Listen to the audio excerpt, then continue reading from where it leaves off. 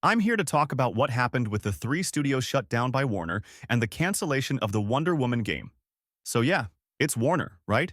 A massive company with incredible franchises. They own DC, Mortal Kombat, and Harry Potter.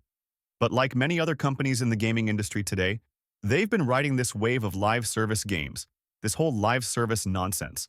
They tried and failed. They tried with Suicide Squad, Pure Champions, and Multiversus. All of them flopped. But Suicide Squad was the biggest disaster. The investment was massive. It's a major DC franchise. It featured the Justice League, and it was developed by Rocksteady, a legendary studio. And now, it's been shut down as well. Then there was the Wonder Woman game, which had been in development for a long time. It was announced ages ago, but nobody had heard anything about it in a while. The last time there was any news, it was revealed that the project had already burned through over $100 million, and development had basically been reset. So things were clearly a mess. We don't even know if they were planning to make it a live service game too. Who knows? But Jason Schreier reported that Warner Bros. Games shut down three studios. Monolith Productions, which was working on Wonder Woman. Player First Games, A, the studio behind Multiversus. WB San Diego. This, of course, led to the cancellation of several games. What makes this even crazier is Monolith. After Schreier's report, Warner confirmed it. They officially announced that they're shutting down the three studios and canceling the Wonder Woman game. From now on, the company will focus on Harry Potter, DC, Game of Thrones, and Mortal Kombat. Now, look, I even agree that these should be their focus, but it doesn't matter if you keep making the wrong games. The Wonder Woman game was announced in 2021, and we never saw anything from it, just wasted money. It's over. But the saddest part of all this is Monolith. This is a studio with over 30 years of history, and now it's gone. Monolith was responsible for the FEAR franchise. For those who don't know, they also created Shadow of Mordor and Shadow of War, highly acclaimed games that introduced innovative mechanics like the Nemesis system. And now, it's all over. It's really sad to see Monolith shut down.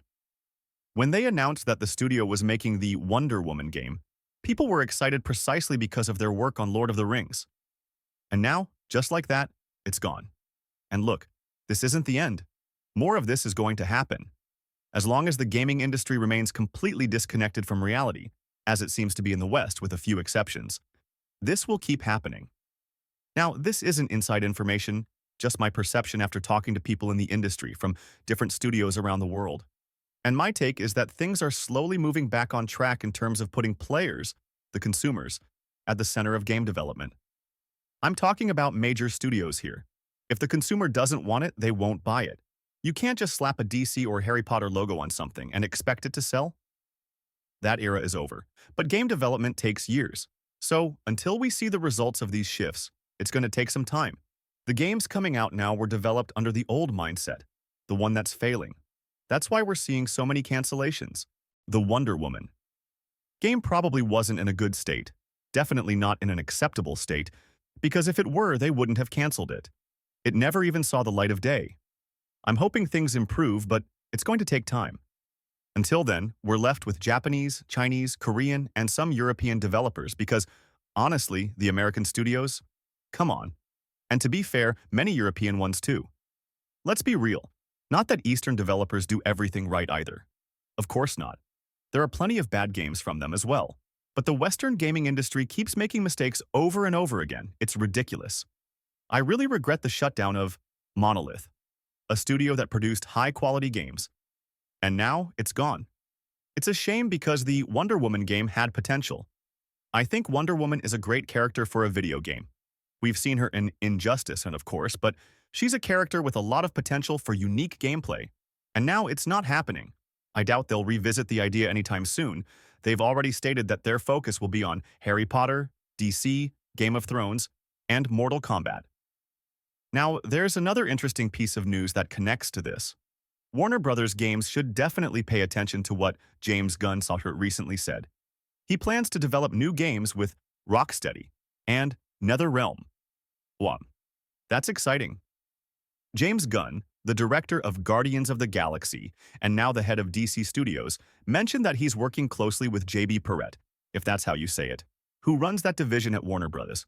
He said, "For the first time, we're having direct involvement in game development." James and I sat down with the studio heads, whether at NetherRealm or Rocksteady. We've seen early designs, discussed projects, and even talked about how their stories could align with our plans for certain characters in the movies.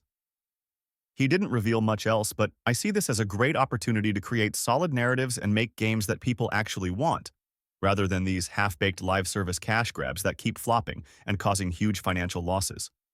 Warner Brothers games has been struggling for a while now, but they've stayed afloat because of their major franchises. The Batman games were huge. Mortal Kombat remains a strong brand, despite my mixed feelings about the latest installment. And Hogwarts Legacy was a massive success. So it's clear they can still deliver great games. There have even been talks about Warner Brothers, games potentially being acquired by another company, but nothing has happened yet. We'll see how that plays out. Honestly, these cancellations are disappointing. It's frustrating because we never even got to see what these games looked like. Who knows? Maybe if we had, we'd think, yeah, it was better they got canceled. But still, for example, Multiversus. Its studio was shut down too. And that one I actually regret. It had potential. It was a good game, but due to dumb corporate decisions, it also failed. What do you all think about this? Drop your thoughts in the comments below. Thanks for watching.